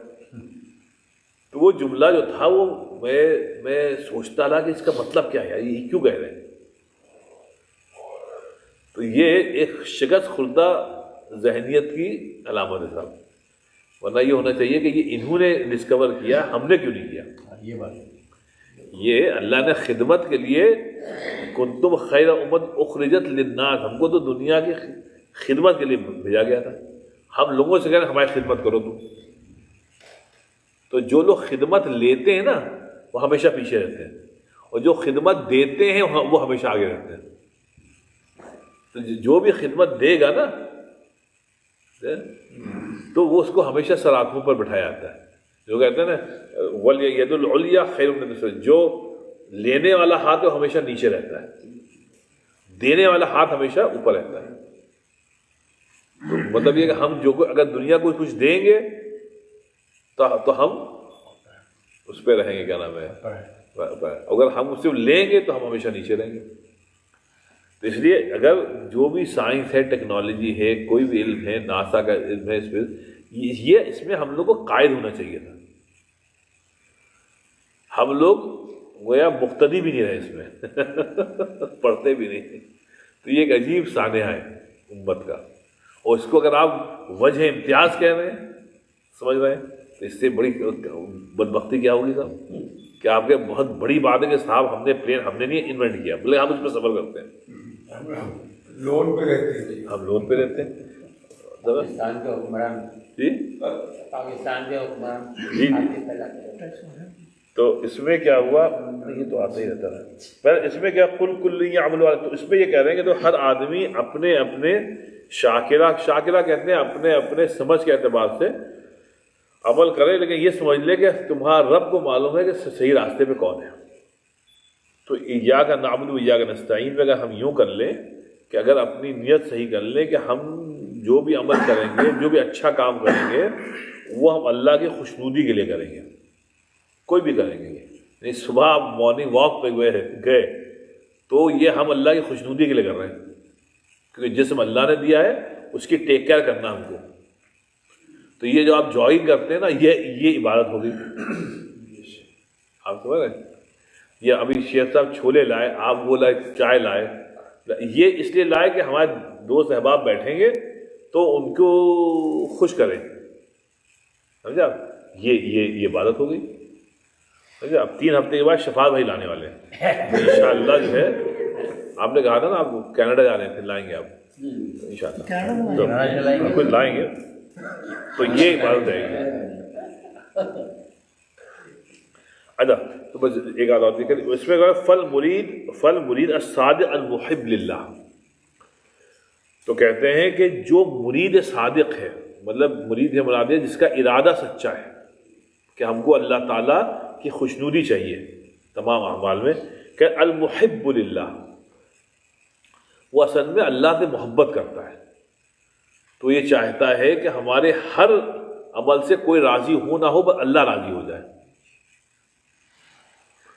جیسے ابھی ہم لوگ شعر پڑھیں گے ان کا، محمد علی جوہر کا، میں پہلے بھی سنا تھا کہ کہتے ہیں توحید تو یہ ہے، توحید تو یہ ہے کہ خدا حشر میں کہہ دے، توحید تو یہ ہے کہ خدا حشر میں کہہ دے یہ بندہ 2 عالم سے خفا میرے لیے، یہ بندہ 2 عالم سے خفا میرے لیے. تو اس میں یہ ہے کہ آپ اللہ سے محبت کر رہے ہیں تو آپ یہ کہہ رہے ہیں بھائی کوئی راضی ہو نہ ہو اللہ راضی ہو جائے. پوری 2 عالم ہر آدمی ہم سے خفا ہو جائے ایسی کی تیسی کوئی خفا ہو بھی گیا تو کیا ہے، بس یہ ہے کہ اللہ خفا نہ ہو. تو کہتے ہیں یہ محب صادق ہے، یہ صحیح ایاک نعبد و ایاک نستعین پہ عمل کرتا ہے کہ اللہ بس آپ ہم سے خوش ہو جائیں. تو کہتے ہیں یعمل ما هو لائق به والمناسب له. تو کہتے ہیں وہ زندگی بھر وہ عمل کرتا ہے جو اللہ کے شایان شان ہے، آپ سمجھے، اور جو مناسب ہے اللہ کے حضور وہ عمل کرتے ہیں. فهو يعمل على شاکلۃ ارادی وما هو علیق به والانسب لها. تو کہتے ہیں پھر وہ ایسے عمل کرتا ہے صاحب، اپنی سمجھ کو ایسی پٹری پہ لے آتا ہے کہ وہ ہر عمل کرنے سے پہلے ایک بار سوچتا ہے کہ یار یہ غلط تو نہیں کر رہے ہیں، یہ حرام تو نہیں یار، یہ مکروہ تو نہیں یار، اس سے اللہ ناراض تو نہیں ہوگا. پھر اگر نہ کر نہیں آج چھوڑ دیا، رہنے دینا، نہیں کرنا، اگرچہ اس سے کبھی لوگ ناراض ہو جائیں تو آپ کا بھیا دیکھو ایسا ہے کہ تمہاری ناراضگی کے چکر میں ہم حرام کام نہیں کریں گے، حرام کام نہیں کریں، باقی ہم آپ کی سے بڑی محبت کرتے ہیں، سب کچھ جو چاہیے آپ ہم سے کروا لیجیے، لیکن بھیا دیکھو ایسا ہے یہ نہیں کریں گے، یہ غلط بات ہے، باقی یار جو کچھ کہو وہ سب ٹھیک ہے، کہنے بس جب یہ آپ نے پیمانہ بنا دیا تو یہ سمجھیے آپ کا ارادہ جو ہے پوری زندگی کا وہ ہے ابتغاء وجہ اللہ، کہ اللہ تعالیٰ کی خوشنودی ہم کو مل جائے، اب بس وہ مل گئی آپ کو سب کچھ مل گیا، اگر وہ نہیں ملی تو آپ کی زندگی بیکار ہے۔ دنیا میں اگر ایسے گئے، دنیا سے اگر ایسے گئے کہ اللہ آپ سے ناخوش ہے تو بیکار حساب، اگر اللہ تعالیٰ خوش ہے تو آپ خوشی ہے۔ کیا ہے صاحب شاہد بھائی، کیا آئے تھے؟ یا ایتھا النفس المطمئنہ یا ارجعی الی ربک راضیہ، یہ راضیہ بھی ہے اور مردیہ بھی ہے، کیوں بھی بھائی؟ راضیہ مطلب جو نفس جا رہا ہے نا، نفس جو روح جا رہی ہے اس کی صفت اللہ کہہ رہا ہے راضیہ ہے، یہ اللہ سے راضی ہے، اور پھر مردیہ کیا ہوا؟ یہ مفعول ہے کہ اللہ اس سے راضی ہے، تو یہ دونوں ایک دوسرے سے خوش تھے، یہ اللہ سے خوش تھا اور اللہ اس سے خوش تھا، پھر لگا فادخلی فی عبادی وادخلی جنتی، اب تم ہم آ جاؤ، یہ جنت ہم نے تمہارے لیے بنائی، آ جاؤ۔ تو اس میں یہ کہ آپ اللہ سے راضی ہے، اللہ آپ سے راضی ہے، بس اگر یہ چیز ہے صاحب تو دنیا کی ایسی کی تیسی صاحب، کوئی راضی ہو تو کیا، کوئی خوش ہو تو کیا، اور کوئی ناخوش ہو تو کیا، اب پھر اس میں نہیں ہے، تو کہ اس کا ارادہ کر لیں، ایاک نعبد و ایاک نستعین میں اس کا ارادہ کر لیں، یہ کر لیں، تو یہ فصل جو ہے اس کی ہے، بس ثابت نہیں رکھیے، 8 بج گیا۔ صاحب ایک چند اشعار ہم جلدی سے کر لیتے ہیں، ہم کو بھی آج جانا ہے اصل میں۔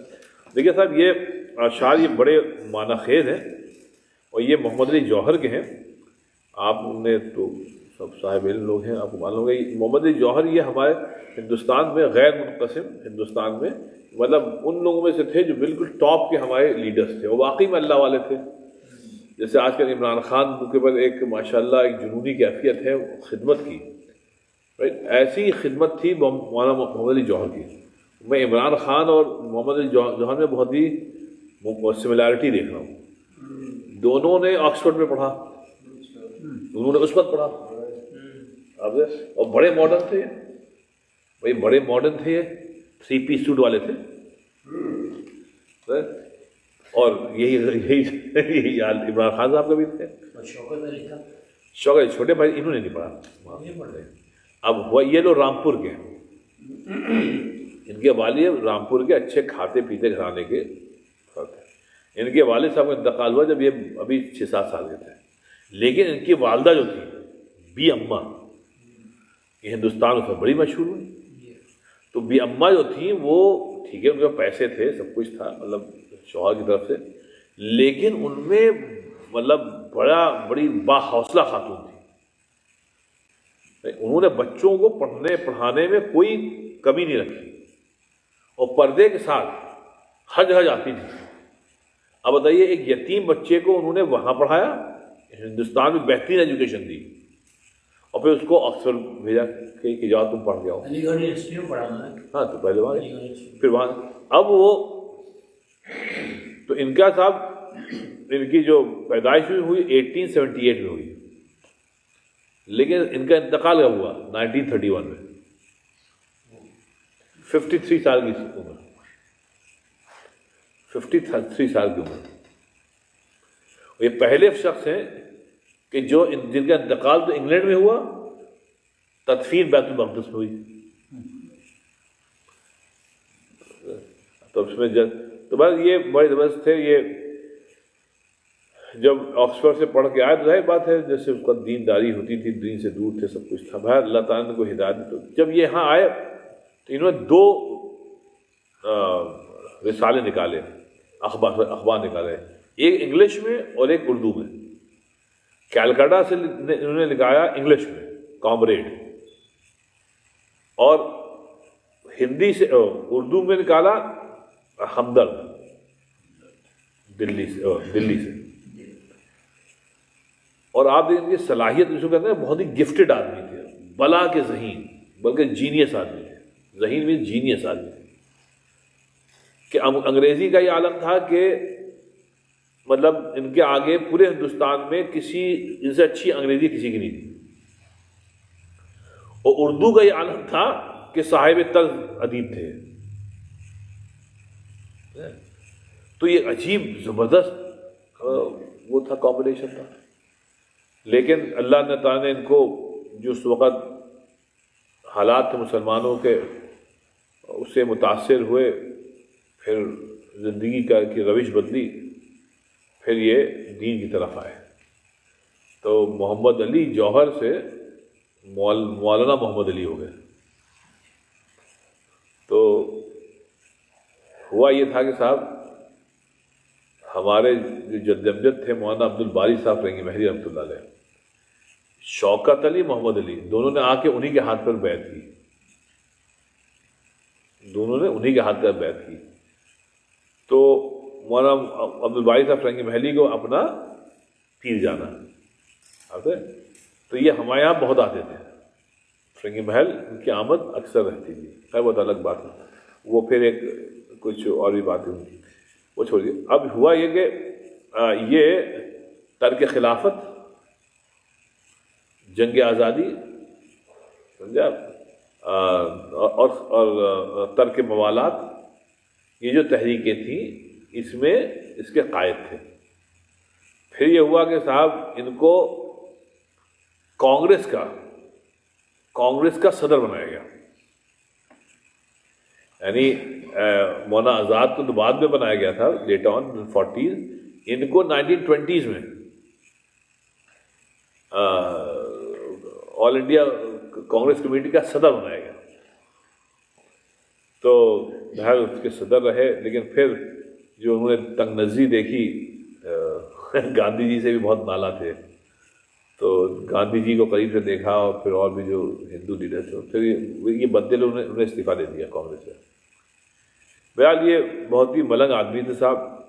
اور یہ گول میز کانفرنس جو ہوئی تھی 1931 میں, اس میں گئے لندن میں, اور وہاں انہوں نے یہ ان کا فیمس جملہ ہے کہ ہم کو یا تو آزادی دو, ہندوستان کو یا تو آزادی دو, یا پھر اپنے ملک میں ہماری قبر کے لیے زمین دو.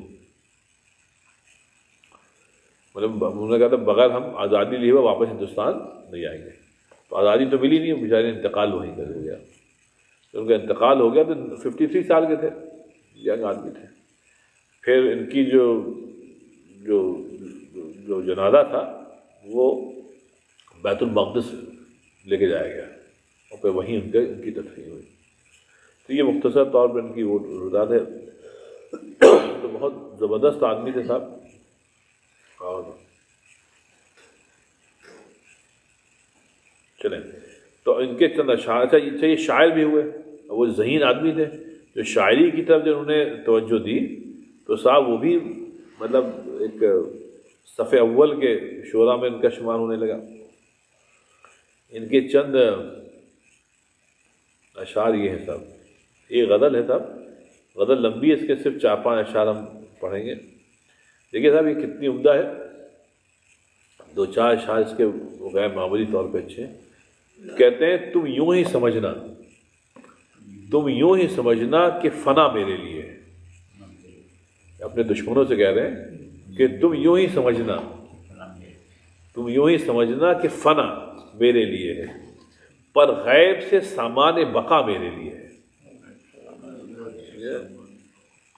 تم یوں ہی سمجھنا کہ فنا میرے لیے ہے, پر غیب سے سامان بقا میرے لیے ہے. اب دیکھیے اس زمانے کا کہتے پیغام ملا تھا جو حسین ابن علی کو, پیغام ملا تھا جو حسین ابن علی کو, خوش ہوں وہی پیغام قضا میرے لیے ہے. خوش ہوں وہی پیغام قضا میرے لیے ہے. کہتے ہیں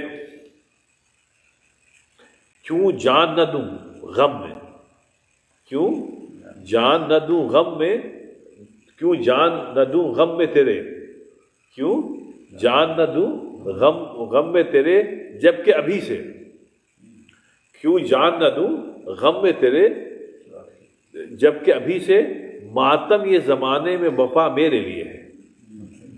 مطلب مرنے سے پہلے ہی ماتم ہو رہا ہے. ماتم جب اب سنیے صاحب، یہ دیکھیے تصوف کا اور تزکیہ نفس کا بہت پیارا شعر ہے. میں کھو کے، ناصر بھائی دیکھیے، میں کھو کے تیری راہ میں سب دولت دنیا،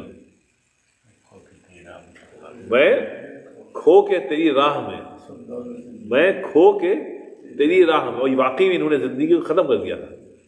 کہتے ہیں میں کھو کے تیری راہ میں سب دولت دنیا، سمجھا کہ کچھ اس سے بھی سوا میرے لیے ہے. سمجھا کہ کچھ اس سے بھی سوا، ابھی تک سمجھ بات نہیں آئی تھی. ہاں، میں کھو کے تیری راہ میں سب دولت دنیا، سمجھا کہ کچھ اس سے بھی سوا میرے لیے ہے. اور پھر ان کا وہی سے توحید تو یہ ہے کہ خدا حشر میں کہہ دے، توحید تو یہ ہے کہ خدا حشر میں کہہ دے یہ بندہ دو عالم سے خفا میرے لیے ہے، یہ بندہ دو عالم سے خفا میرے لیے ہے. اب دیکھیے دیکھیے شیخ صاحب، دیکھیے نبی کی شان میں کیا پیارا شعر ہے. کہتے ہیں کیوں ایسے نبی پر نہ فدا ہوں کہ جو فرمائے، کیوں ایسے نبی پہ نہ فدا ہوں، کیوں ایسے نبی پہ نہ فدا ہوں کہ جو فرمائے اچھے تو سبھی کے ہیں برا میرے لیے ہے. اچھے تو سبھی کے، حضور نے فرمایا کہ ہم تو گناہ گاروں کی شفاعت کریں گے. تو اس کو یہ کہہ رہے ہیں کہ کیوں ایسے نبی پہ نہ فدا ہوں جو فرمائے اچھے تو سبھی کے ہیں برا میرے لیے، اچھے تو سبھی کے ہیں برا میرے لیے ہے. کہ اے اب دیکھیے حضور فرمایا اے شافع محشر، اے شافع محشر جو کرے تو نہ شفاعت، اے شافع محشر جو کرے تو نہ شفاعت، پھر کون وہاں تیرے سوا میرے لیے ہے.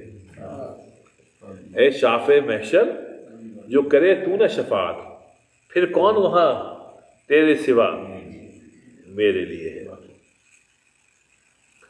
کہتے ہیں کیا ڈر ہے، ذکی بھائی دیکھیے، کیا ڈر ہے جو ساری خدائی بھی ہو مخالف. کیا ڈر ہے جو ہو ساری خدائی بھی مخالف، کافی ہے اگر ایک خدا میرے لیے ہے. کافی ہے، کیا ڈر ہے جو ہو ساری خدائی بھی مخالف، کافی ہے اگر ایک خدا میرے لیے ہے. پھر کہتے ہیں کہ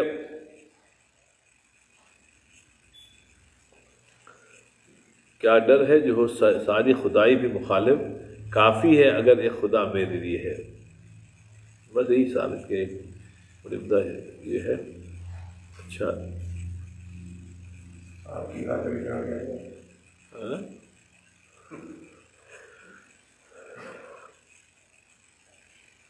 ان کا ایک شعر آتا ہے، انہوں نے شروع میں کہا تھا، کہتے ہیں کہ نہ نماز آتی ہے مجھ کو نہ وضو آتا ہے،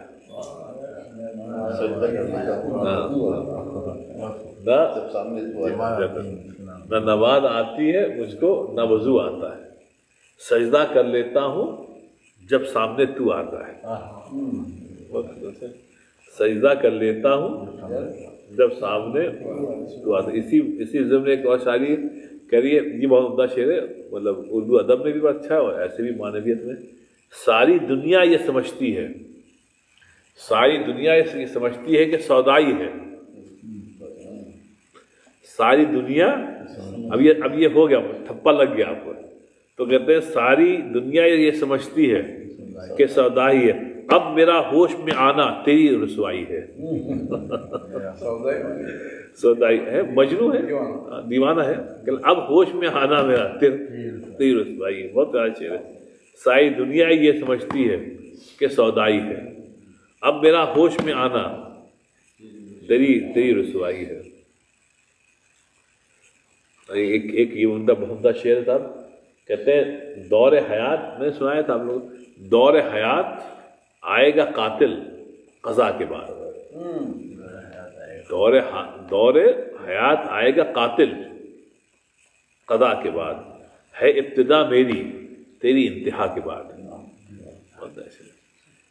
دور مطلب ایک مسلمان کو مار دیا آپ، جیسے فلسطین میں مار دیا، لیکن زندگی تو ہماری مرنے کے بعد شروع ہوتی ہے. تو کہتے ہیں دور حیات آئے گا قاتل قضا کے بعد، ہے ابتدا میری تیری انتہا کے بعد. تیری انتہا میں صحیح ہے، اس کے آگے تیرے پاس کچھ نہیں ہے کہ مار دو. لیکن ہماری زندگی تو اس کے بعد شروع ہوتی ہے سر. خالد کیا نام ہے آپ کا؟ عالم بھائی ایک اور شعر سن لیا، ایک اور بات سن لیا. عالم بھائی سوتے نہیں.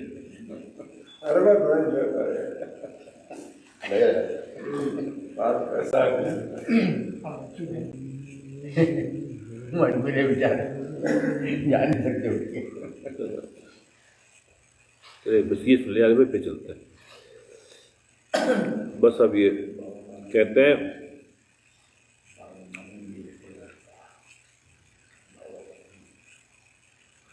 تین شعر سن لیجیے.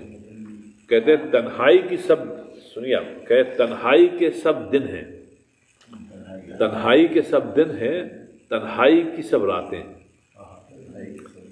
تنہائی کے سب دن ہیں، تنہائی کی سب راتیں، اب ہونے لگی ان سے خلوت میں ملاقاتیں. خلوت میں پھر ملاقات ہوتی ہے. تو کہتے ہیں تنہائی کے سب دن ہیں، تنہائی کی سب راتیں، اب ہونے لگی ان سے خلوت میں ملاقاتیں. پھر کہتے ہیں ہر آن تسلی ہے، ہر آن تسلی ہے، ہر لحظہ تشفی ہے. ہر آن تسلی ہے، ہر لحظہ تشفی ہے، ہر وقت ہے دل جوئی، ہر دم ہے مداراتیں. ہر وقت ہے دل جوئی، ہر دم ہے مداراتیں. کہتے ہیں صاحب اب تیسرا شعر سنیے. معراج کسی حاصل، معراج کسی حاصل، سجدوں میں ہے کیفیت. معراج کسی حاصل، سجدوں میں ہے کیفیت، ایک فاسق و فاجر میں اور ایسی کرامات ہیں. ایک فاسق و فاجر میں، کہتے ہیں معراج کسی حاصل، سجدوں میں ہے کیفیت، ایک فاسق و فاجر میں اور ایسی کرامات ہیں. یہ تھے مولانا جوہر صاحب. ان کے اور بہت ہیں، بہت اچھے اچھے اشعار اور بھی ان کے کبھی. ان کے اوپر بڑی کتابیں لکھی گئی صاحب، بہت زیادہ کتابیں لکھی گئی. ایک ان کی کتاب مولانا عبدالمالک صاحب دریابادی نے لکھی، بہت زبردست. مولانا محمد علی ایک ذاتی ڈائری، اور بڑی اچھی کتاب اس پہ. پھر ان کے اوپر بہت سے لوگوں نے پی ایچ ڈیز بھی کی، سب کچھ کیا. بڑے آدمی تھے صاحب. یہ نظریہ پاکستان کے سامنے تھے اس زمانے میں شروع ہو گیا تھا. ہاں نہیں، اس زمانے میں بھی شروع کا تھا. یہ پاکستان کے حامی تو نہیں تھے، میں نے تو نہیں کہیں پڑھا، لیکن بس یہ تھا کہ ان کو کہ بھئی آزادی مل جائے. اگر میں خیال دے کہ حیات رہتے تھوڑے اور تو شاید ہو بھی آتے اس میں. آزادی کس کی ملے؟ آزادی انگریزوں سے، انگریزوں سے آزادی. اچھا جی انگریز مطلب ڈیوائڈ ہو گیا نہیں، جو انگریز جو حکومت کر رہے تھے نا، جی جی تو ان سے آزادی ہندوستان کی، اچھا اس کے تھے، اسی میں وہ سب ہو گیا. اور یہ پھر ان کے اور بھی بڑی خدمات ہے. جامعہ ملیہ اسلامیہ جو یونیورسٹی ہے، اس کے اصل جو روح رواں یہی تھے. جو اتنی بڑی آپ ہوا نا، جامعہ ملیہ اس وقت ہندوستان کی ٹاپ یونیورسٹی بن گئی، نمبر 1 کی. تو اس کے روح رواں یہی محمد علی جوہر تھے. دلی میں بہت بڑی اوکھلا میں، آپ نے دیکھی ہوگی، جامعہ ملیہ نمبر 1 یونیورسٹی ہے. یہ سب انہیں کی مرحوم ملت ہے. یہ سب اللہم السلام مبارک ربنا تعالی علیہ اللہ. اللہ تعالیٰ سب کے یہاں جمع نہیں ہوتا ہے. اللہ تعالیٰ جو کچھ ان کتابوں سے پڑھا جا رہا ہے، اللہ تعالیٰ اس پہ عمل کرنے کی توفیق عطا فرما، اللہ ہم سب کو محبت کے ساتھ اس ملک میں رہنے کی توفیق عطا فرما، ہم سب کو دین سمجھ کر پھر اس کو دوسروں تک پہنچانے والا بنا دے، اور ہم سب کو داعی اللہ بنا دے، صحابہ کرام کی عظمت محبت ہم سب کے دلوں میں ڈال دے اللہ تعالیٰ، اللہ تعالیٰ اہل بیت سے محبت جو ہے اللہ تعالیٰ وہ کرنے والا بنا دے، اللہ تعالیٰ بچوں کے ساتھ جو ہے روزانہ قرآن و حدیث کی کچھ باتیں کرنے والا بنا دے، اور ہمارے بچوں کو جو ہے وہ دین کی طرف راغب فرما دے، تو ہم سب کے والدین کی بھی مغفرت فرما، اور ہم نے اب تک اپنی زندگی میں جو بھی غلط کام یا حرام کام یا گناہ کام کیے اللہ تعالیٰ اپنے رحم و کرم کو سب معاف فرما دے، تو اللہ ہم سب کا خاتمہ جو ہے وہ ایمان پہ فرما دے۔ سبحان ربک رب العزت عما یصفون وسلام علی المرسلین۔